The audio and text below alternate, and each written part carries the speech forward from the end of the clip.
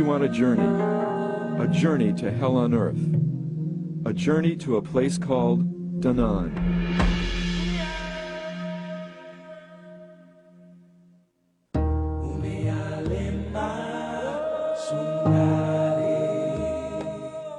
This is the remote Ogaden region of eastern Ethiopia, bordering on Somalia.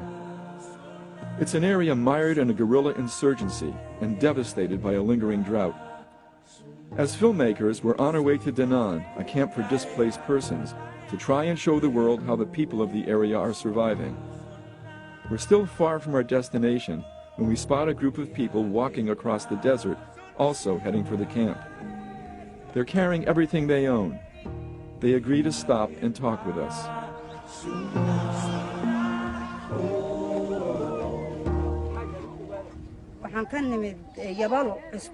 She says, "This is our 10th day of walking.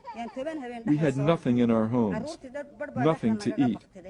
During our 10 days of walking, we stopped in every village and asked people to give us some food, and through begging we have managed to reach this place. We lost our camels, our goats, our sheep, and we don't know what is waiting for us in the shelter. We don't know whether there is going to be food. We have no alternative. We have to travel this way. 2 boys and 2 girls died since we left our homes."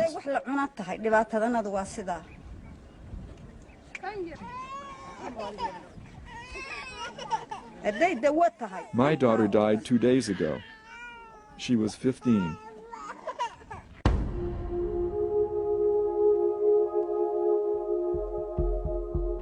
We can smell Danan even before we reach it. The skeletal remains of hundreds of animals litter the desert. Although we've been told what to expect, we are still shocked when we see it for ourselves. These are the remains of the most precious possessions the refugees brought with them. The camp lay ahead, and we feared the worst.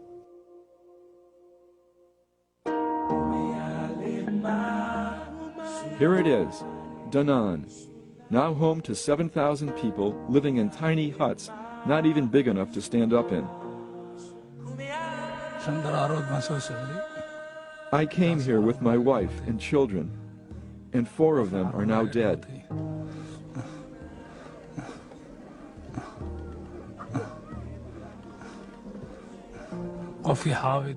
There is no food.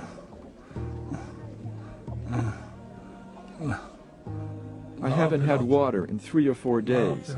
There is no water. The boy is now my only child.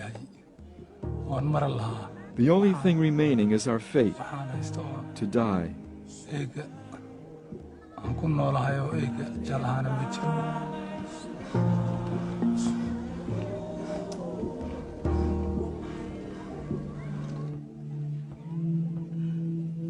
Abdi wants to show us the condition of his wife, Mariama.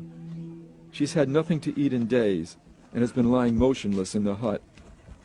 He tells us that she doesn't even have the strength to sit up by herself. "I would rather lose all my property and still have Mariama. She is a very loving wife, very good to her children. I have been praying all night to get help from my family and wife. I'm in a desperate situation. I don't know what I'm going to do. Without her, we can't live."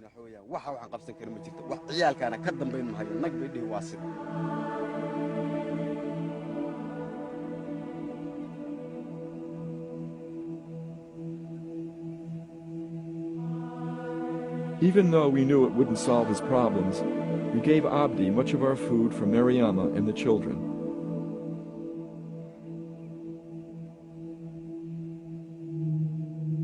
You are looking at all the medicine there is for the 7,000 people of Danan. They have no doctor. They have no nurse. We go to the food storehouse and are confronted by another fiasco. The district administrator, Aden Omar Fetin, explains. "If I were to distribute the small amount of food left in the storehouse, there wouldn't be a glass, not a glass, for each of the 7,000 people living in the shelters. If I distribute that small amount, there could be a riot. Therefore, I've decided to use the small amount of food for distribution to new arrivals only. Some of them have been walking for 15 or 20 days. They are in the most critical need of food. And now we have no water. I don't know what I'm going to do. There are times when I think about hanging myself. The mental agony. I'm sure you must also be having that agony in your minds. You are a living witness. It's our last day in Danaan. We're taken to see a woman and her 3-year-old son, Kadir. Even without translation, the horror of her words is clear.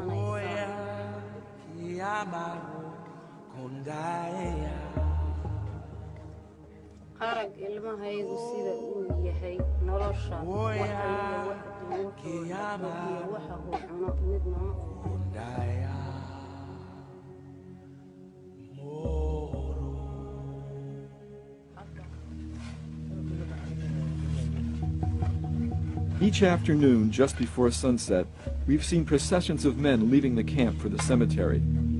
We asked permission to join and film them. Today they're burying a 2-year-old girl named Ambia. Her father is very gracious and welcomes us. He tells us that it is the 3rd child he's lost in the last 4 months.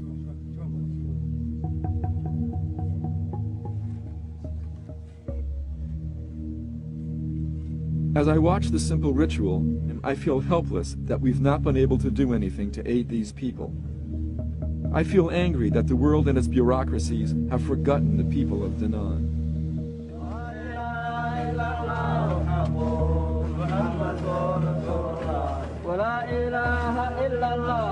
It has now been months since we left Danaan, and not a day goes by that I don't think of the time we spent there and the fate of the people we met. They chant, "God, this is an innocent 2-year-old child who has died. Please let her soul rest in heaven."